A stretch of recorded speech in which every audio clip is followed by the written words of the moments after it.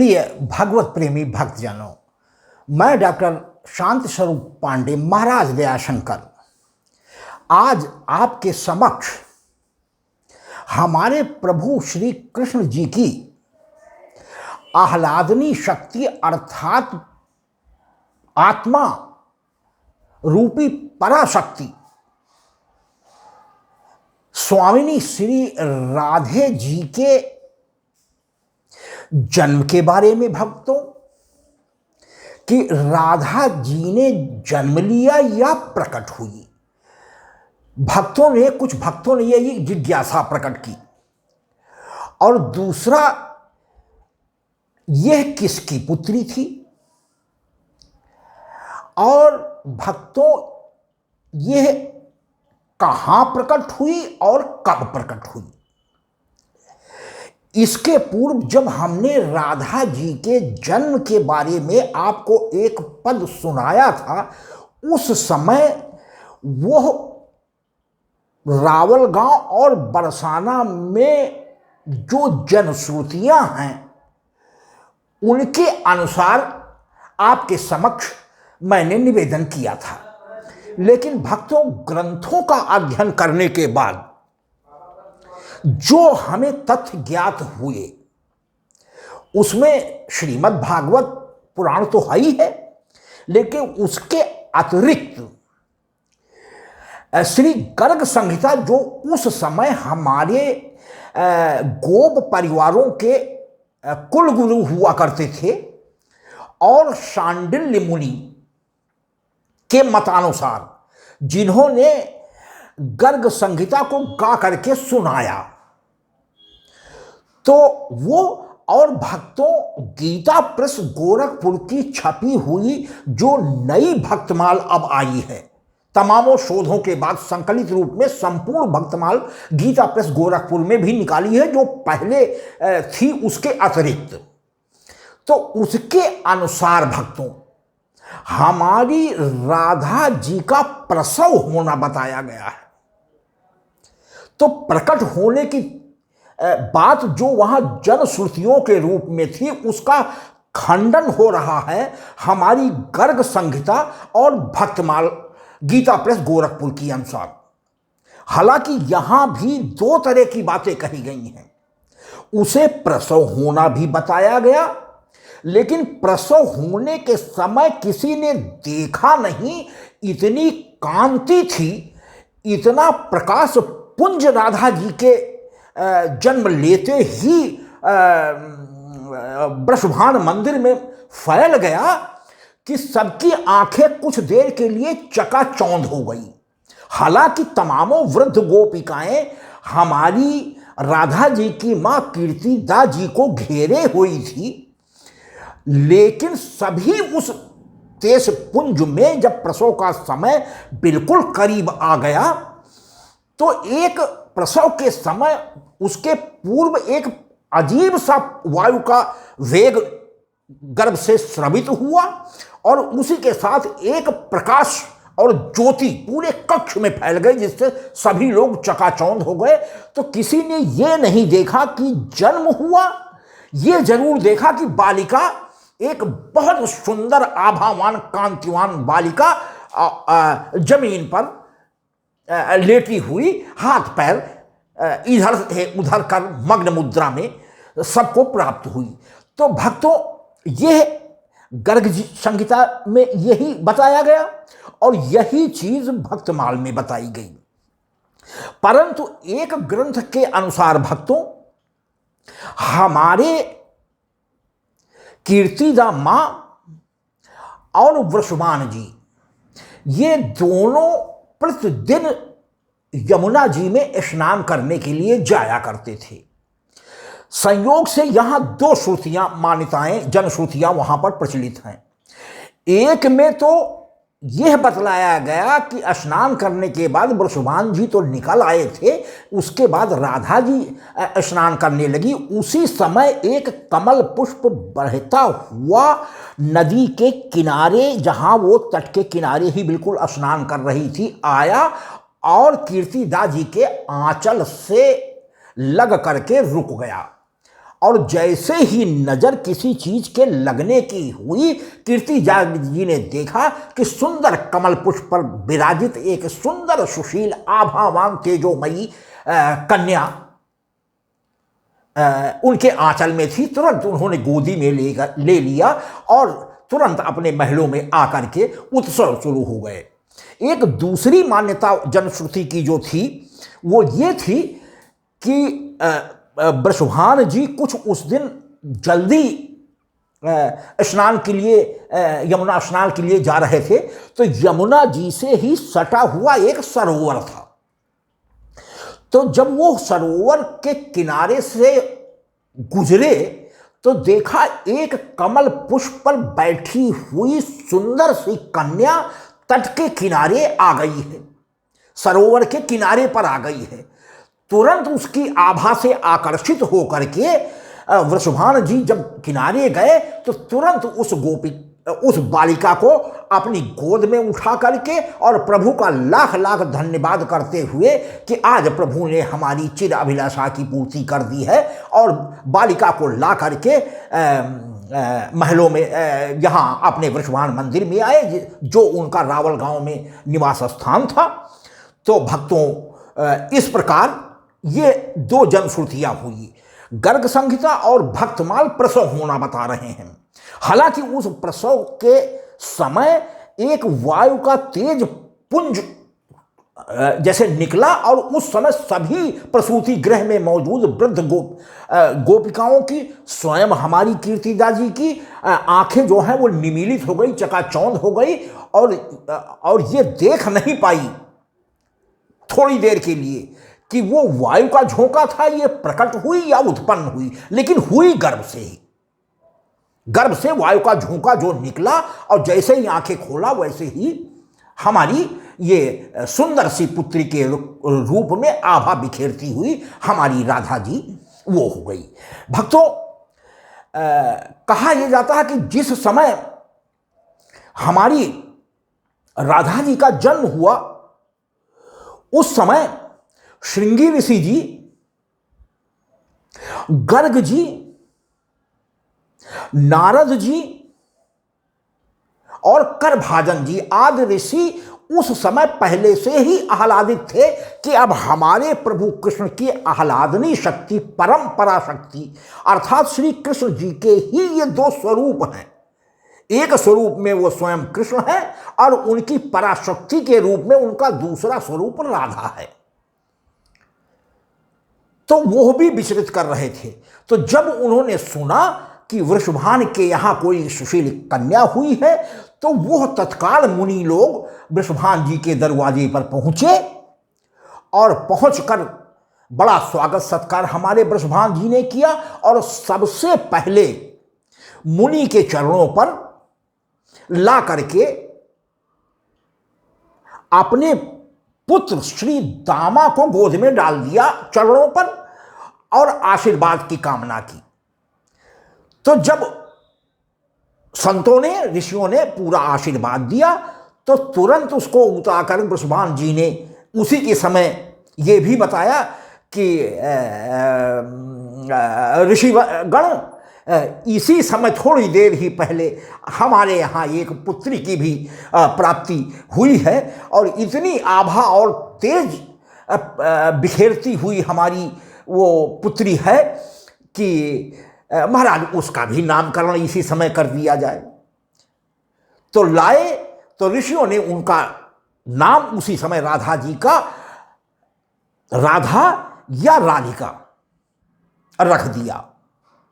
लेकिन नारद जी से एक व्यथा हमारे वृषभान जी ने कही कि मुनिवर, मेरी ये बिटिया जब से पैदा हुई है तब से आंखों को निमीलित किए रहती है, मतलब आंखें जैसे बंद किए रहती है।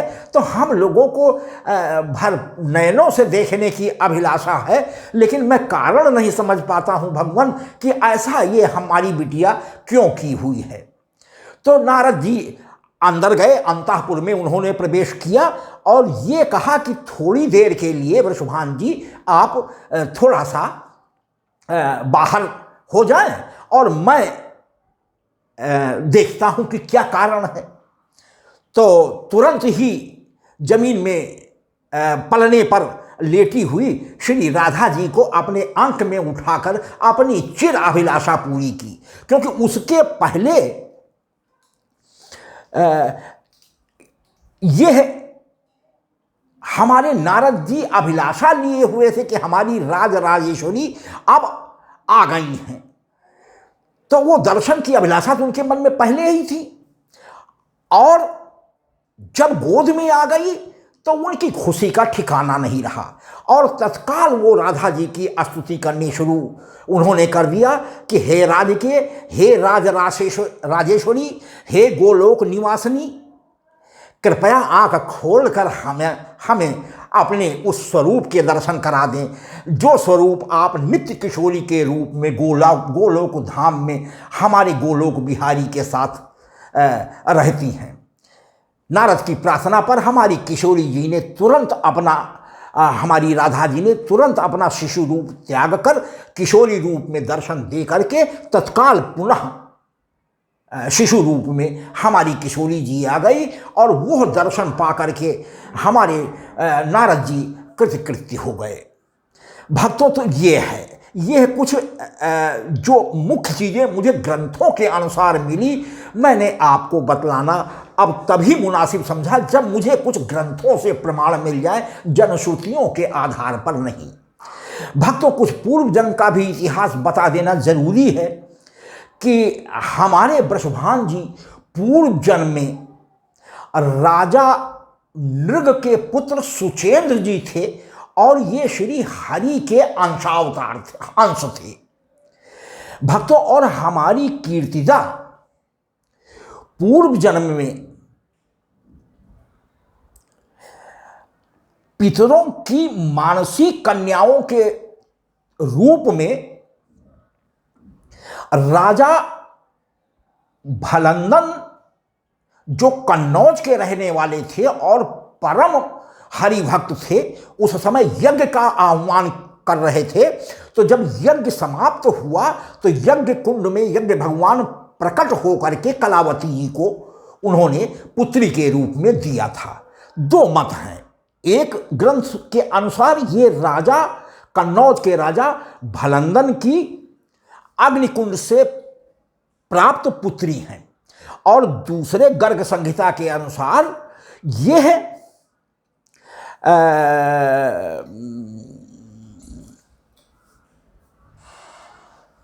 तीन बहनों के रूप में पितरों की मानसी कन्याएं हैं, जिसमें बड़ी हमारी कलावती जी थी, दूसरे नंबर पर रत्नावली जी थी, जो कि सुनैना जी हुई हैं, जिनसे पुत्री के रूप में सीता जी की प्राप्ति हुई है, और तीसरी पितरों की मानसी कन्या के रूप में मैना जी हुई हैं, जिनसे पुत्री के रूप में पार्वती जी हुई हैं। तो एक मत के अनुसार ये कन्नौज के राजा भलंदन के यज्ञ समाप्ति के बाद यज्ञ कुंड से प्रकट हुई थी। दूसरी ग्रंथ के अनुसार ये पितरों की मानसी कन्याएं हैं, जो तीन बहनों के रूप में उत्पन्न हुई थी, जिसमें बड़ी बहन कलावती थी। भक्तों, इन दोनों का विवाह हुआ। सुचेंद्र कलावती के उस जन्म में कोई संतान नहीं थी, लेकिन परम प्रभु के भक्त थे। तो इन्होंने 12 वर्ष तक नैमिष वन में जाकर के गोमती के तट पर ब्रह्मा जी की कठोर तपस्या की। ब्रह्मा जी प्रकट हुए, वर मांगने के लिए कहा, तो राजा सुचेंद्र ने तो मोक्ष की प्राप्ति मांगी,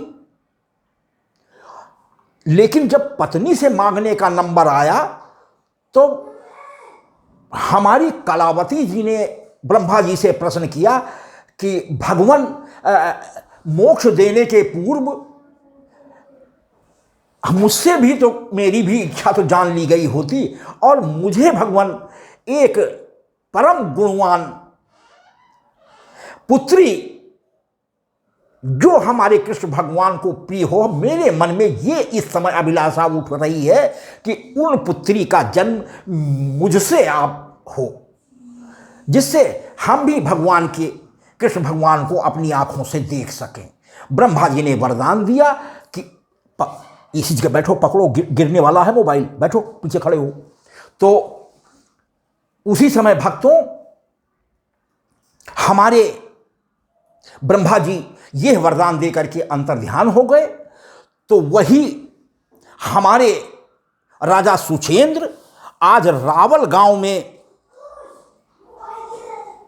सुरभान गोप जी के यहां पुत्र के रूप में पैदा हुए हैं, और हमारी कलावती जी बरसाने में राजा विष्णुमान जी के यहां हमारी कीर्तिजा जी पुत्री के रूप में पैदा हुई हैं। भक्तों, कुछ समय के बाद कंस के अत्याचारों से व्यथित होकर के और हमारी कीर्तिजा का वृषभान से ब्याह हो गया। तो वृषभान जी अपने वृषभान मंदिर में रावल गांव में रहा करते थे, लेकिन कंस के अत्याचारों से कुछ समय के बाद व्यथित होकर के नाना के यहां अर्थात विश्ववान जी के बरसाने में ही आकर के रहने लगे। भक्तों, एक और मान्यता है कि यह तो जन्म से संबंधित हो गई। भक्तों, प्रकटीकरण का या जन्म लेने का दिन भादव मास का वो शुक्ल पक्ष था, तिथि अष्टमी थी, दिन सोमवार था।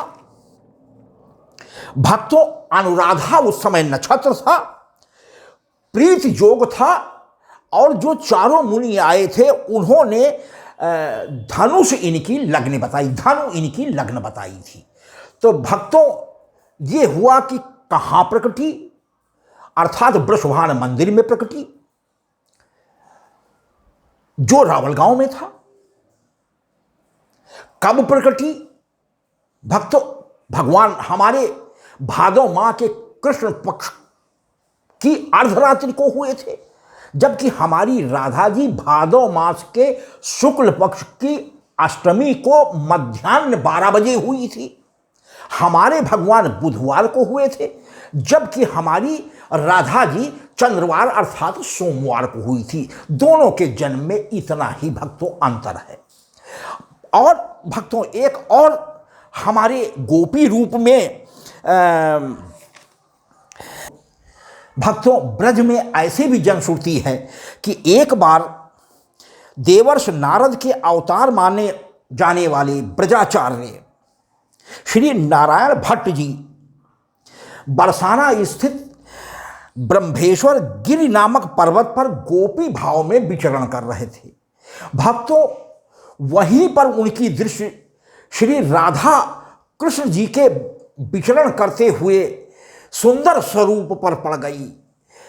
मोहवश और अपनी भाग्य मनाते हुए तत्काल हमारे श्री नारायण भट्ट जी जाकर के राधा कृष्ण के चरणों पर गिर पड़े।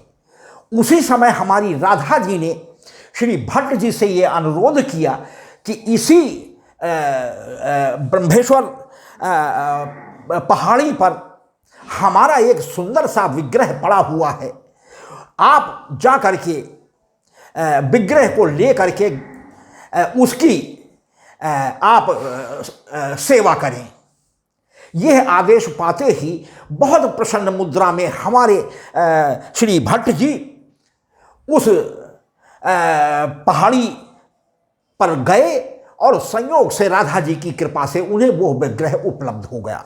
भक्तों, हमारे श्री भट्ट जी ने ही संवत 1626 अर्थात 1569 ईस्वी में आषाढ़ मास के शुक्ल पक्ष की द्वितीया तिथि को राधा जी के श्री मंदिर की आधारशिला रखी, और बन जाने के बाद हमारे उसी लाडली महल या श्री जी के मंदिर में हमारी राधा जी का वह विग्रह विराजमान कर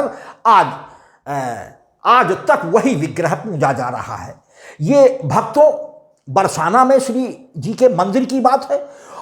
उधर एक और विग्रह रावल गांव से करीब 1 फरलांग की दूरी पर एक आम रास्ते के किनारे झुरमुट के पास एक गौ नित्य प्रति आकर के अपने दूध का श्रवण कर जाती थी।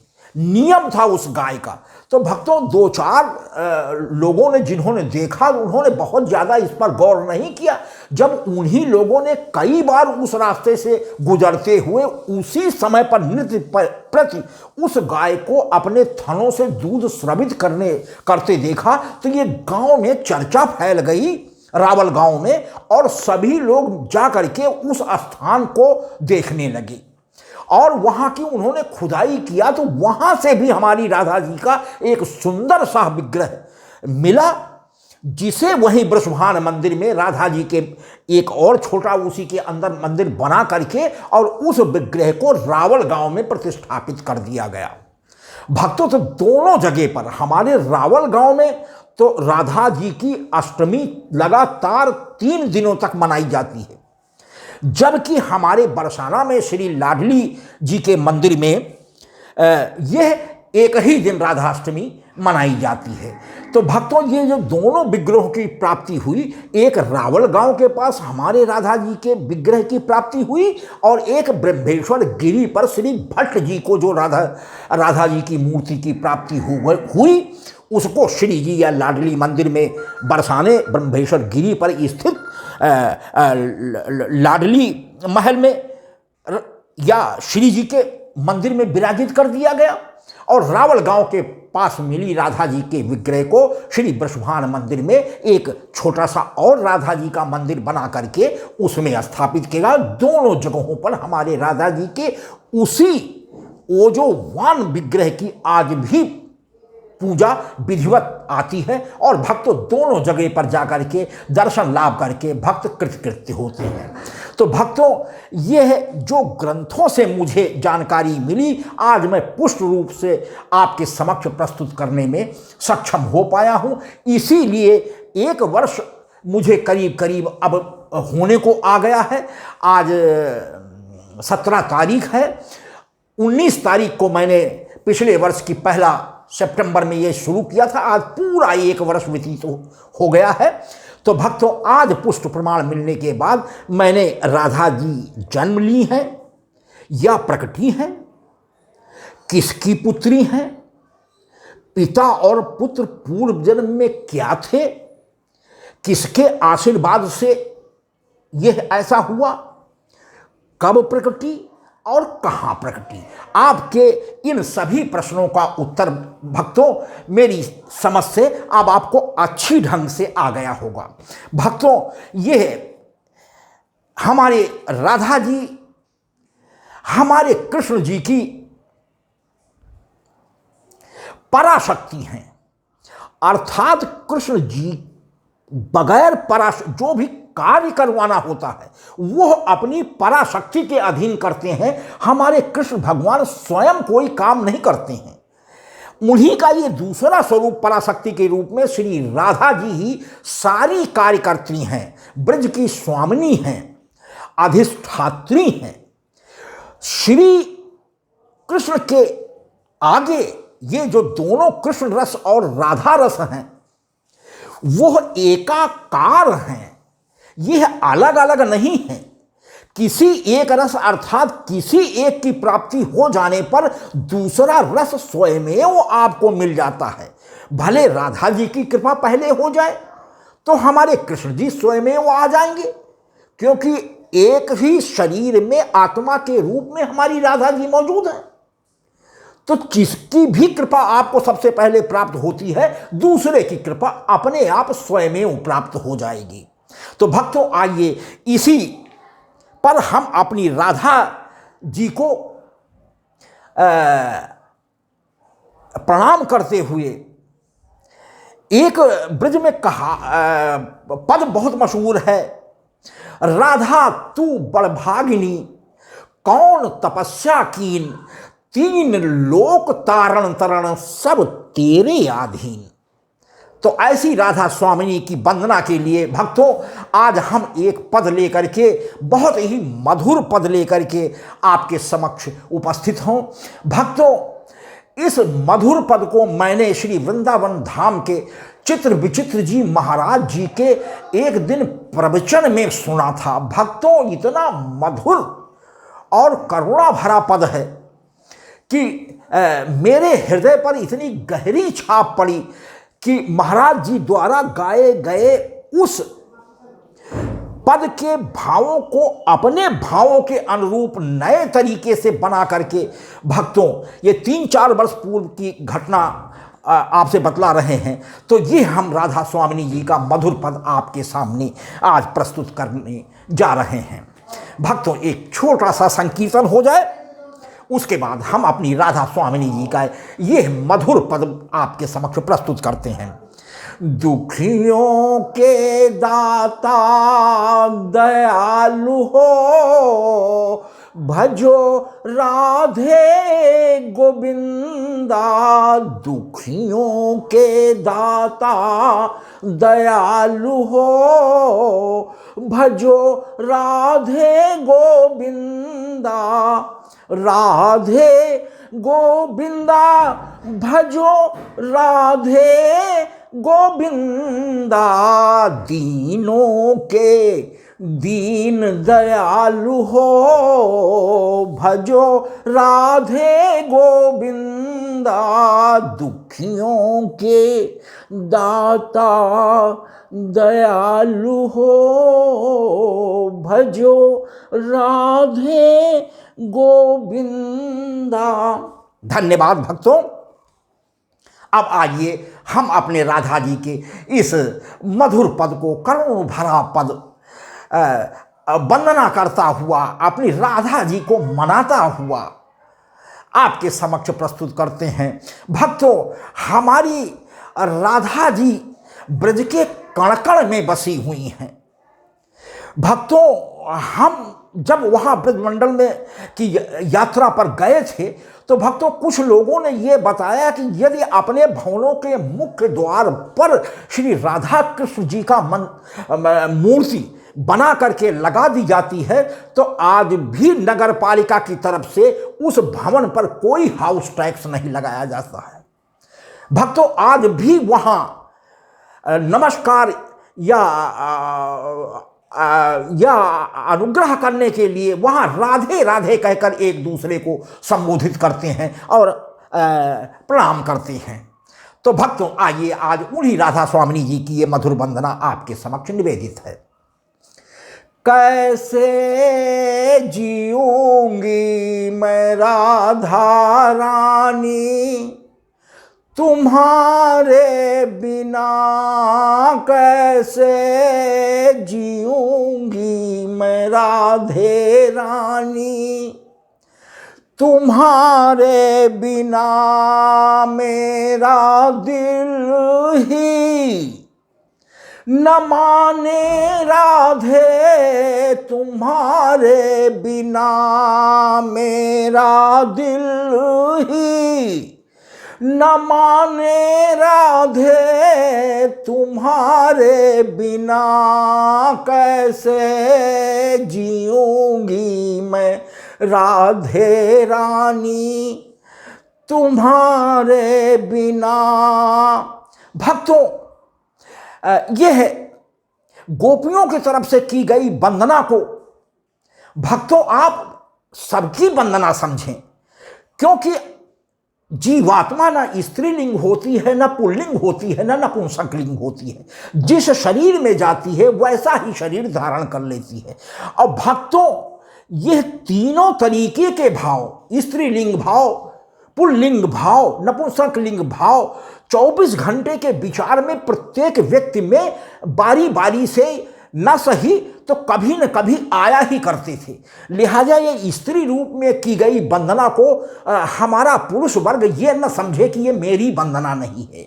यह मुख्य बात इस पद के संबंध में आपको बतलाना था। तो भक्तों, वही आप को ये बतला देना बहुत जरूरी था। तो कैसे जीऊंगी मैं राधे रानी, तुम्हारे बिना मेरा दिल ही न माने राधे, तुम्हारे बिना मेरा दिल ही ना माने राधे, तुम्हारे बिना कैसे जीऊंगी मैं राधे रानी।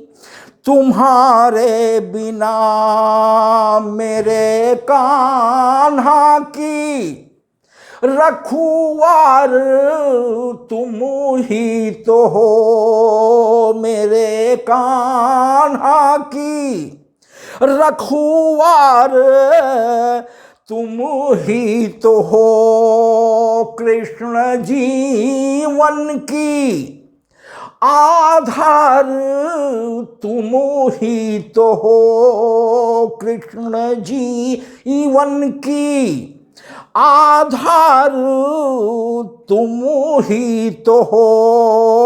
कृपा ऐसे ही बरसाओ बिचारे बिना, कृपा ऐसे ही बरसाओ बिचारे बिना, कैसे जीऊंगी मैं राधे रानी तुम्हारे बिना।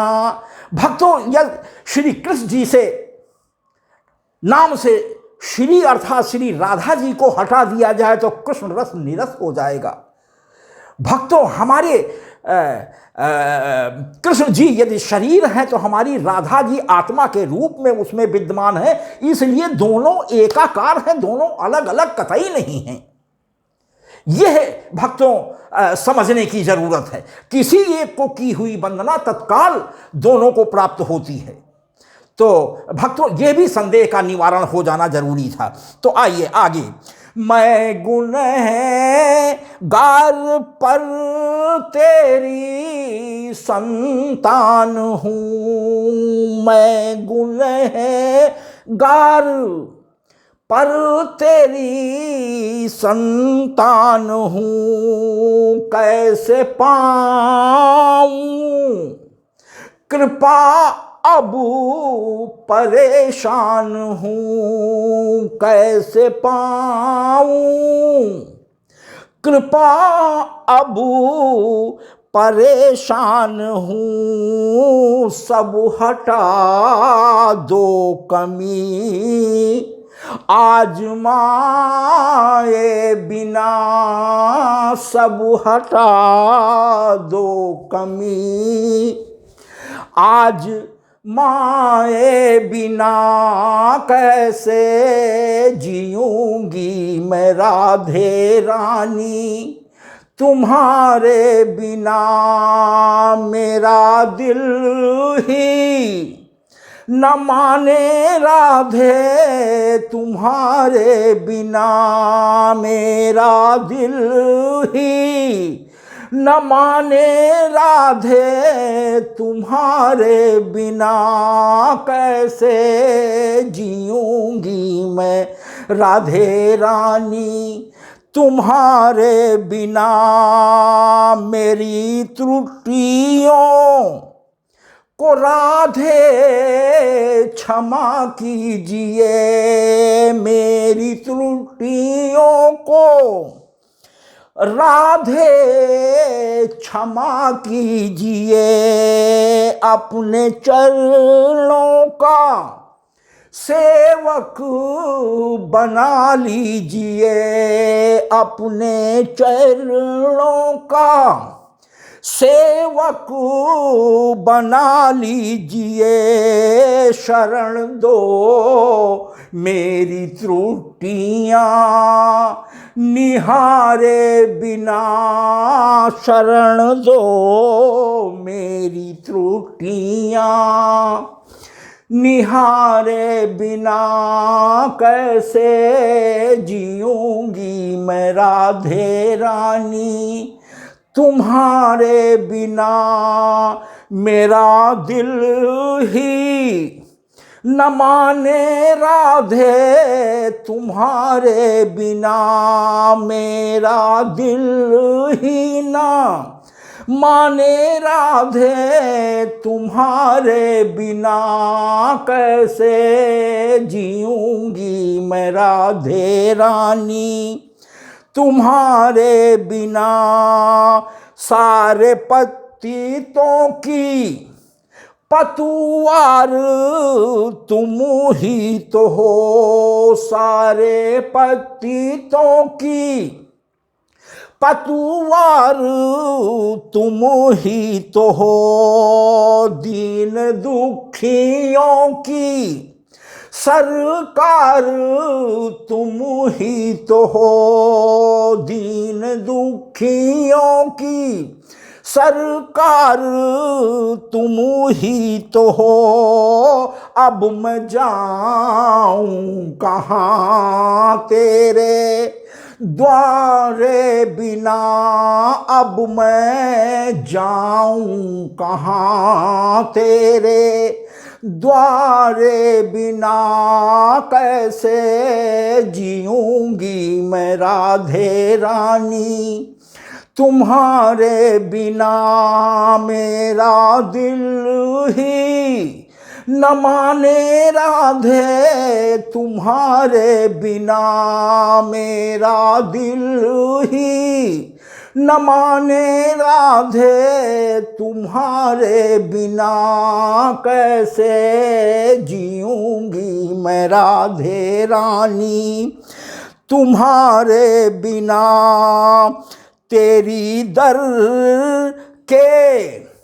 सिवा कोई ठिकाना नहीं तेरी दर के सिवा कोई ठिकाना नहीं तेरी ममता में कोई बहाना नहीं तेरी ममता में कोई बहाना नहीं नहीं रह सकता तेरे सहारे बिना नहीं रह सकता तेरे सहारे बिना कैसे जीऊंगी मैं राधे रानी तुम्हारे बिना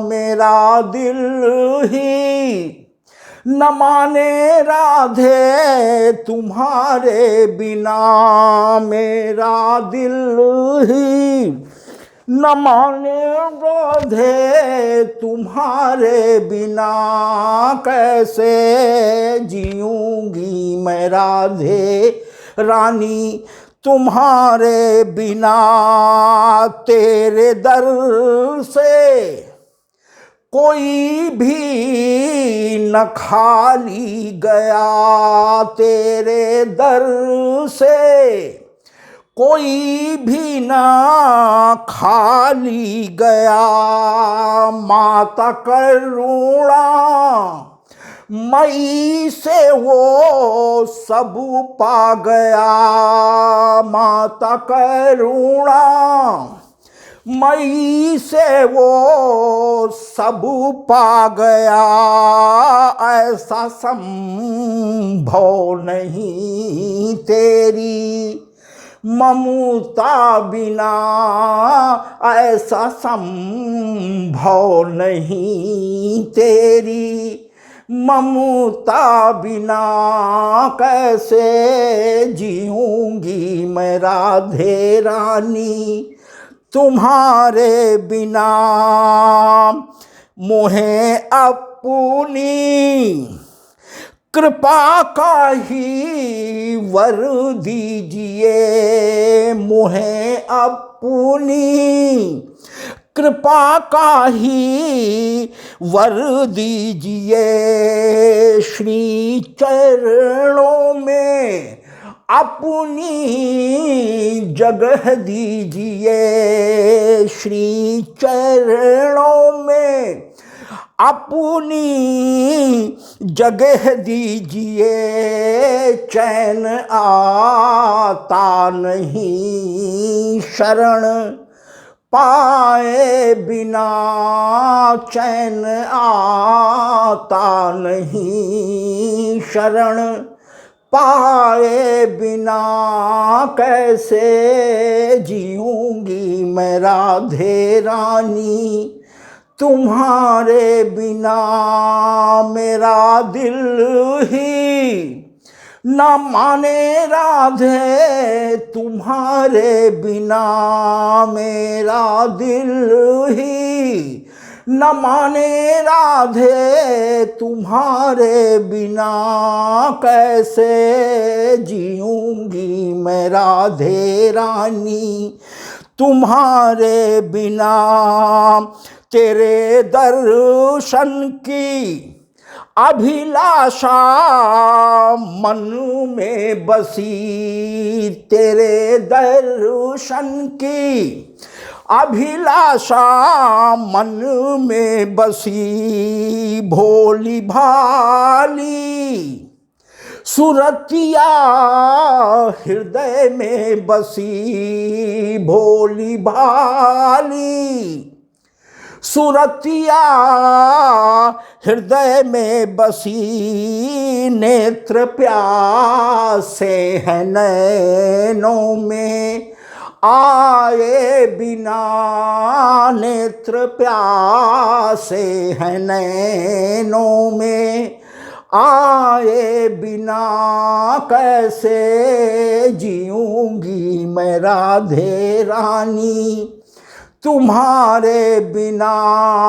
मेरा दिल ही न माने राधे, तुम्हारे बिना मेरा दिल ही न माने राधे, तुम्हारे बिना कैसे जीऊंगी मैं राधे रानी, तुम्हारे बिना। मोहे प्रीति की रीति सिखा दीजिए, मोहे प्रीति की रीति सिखा दीजिए, कैसे पाऊं तुम्हें यह बता दीजिए, कैसे पाऊं तुम्हें यह बता दीजिए, मन है विहुवल कृपा तेरी पाए बिना, मन है विहुवल कृपा तेरी पाए बिना, कैसे जीऊंगी मैं राधे रानी, तुम्हारे बिना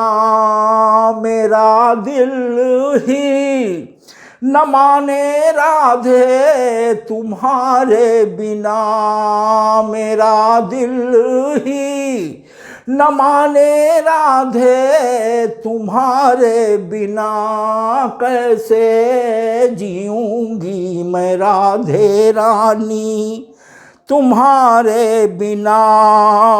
कृपा पाने की अभिलाषा तुमसे लगी, कृपा पाने की अभिलाषा तुमसे लगी, मेरे जीवन की डोरी है तुमसे बंधी, मेरे जीवन की डोरी है तुमसे बंधी, कहाँ जाऊं चरण रज बुहारे बिना, कहाँ जाऊं चरण रज बुहारे बिना, कैसे जीऊंगी मैं राधे रानी, तुम्हारे बिना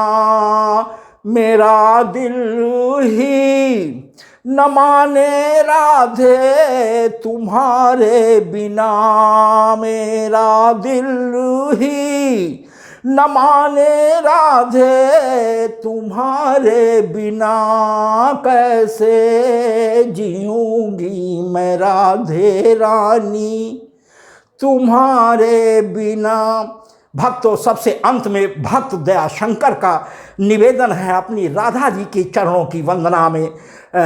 हमारा करबद्ध निवेदन है कि दया शंकर के जीवन की रखुआर हो, दया शंकर के जीवन की रखुआर हो, बांके ठाकुर की अलबेली सरकार हो, बांके ठाकुर की अलबेली सरकार हो, मेरा जीवन अधूरा दर्श पाए बिना, मेरा जीवन अधूरा दर्श पाए बिना कैसे जीऊंगी मैं राधे रानी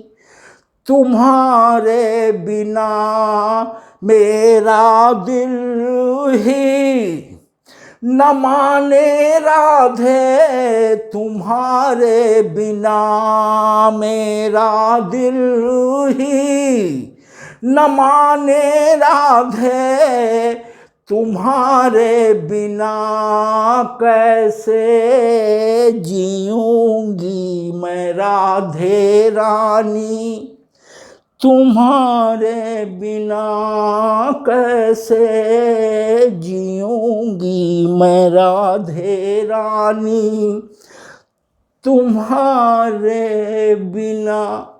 धन्यवाद भक्तों, हमारी राधा स्वामिनी हमारे प्रभु श्री कृष्ण की आह्लादनी शक्ति, जिनके बगैर एक दूसरे के जीवन की कल्पना नहीं की जा सकती है। भक्तों, आज ये मधुर वंदना आपके समक्ष प्रस्तुत की है। आशा है मेरे पूर्व पदों की भांति हमारे राधा ब्रज की राधा स्वामिनी जी के श्री चरणों की गई यह वंदना भी आपके हृदय में स्थान पाने में समर्थ होगी। भक्तों, यदि हमारी श्री राधा जी की वंदना का ये पद एवं श्री राधा जी के जन्म से संबंधित, क्या हमारी राधा जी जन्म ली या प्रकट हुई, किसकी पुत्री थी, कब प्रकट हुई और कहां प्रकट हुई, सभी शंकाओं को भक्तों, आपकी जिज्ञासाओं को मैंने भरसक शांत करने का प्रयास किया है, क्योंकि मैंने ये महसूस किया है कि भक्तों, आप जिज्ञासा भरे हुए पदों पर कुछ आपकी चाहत कुछ विशेष रहती है। सामान्य वंदनाओं की तरफ उतना आकर्षण नहीं रहता, जिसमें कुछ जिज्ञासा होती है, उस पद को आप अवश्य समय निकाल कर सुनते हैं। ऐसा मैंने अपने गाए गए YouTube चैनल पर पदों के विश्लेषण से महसूस किया है।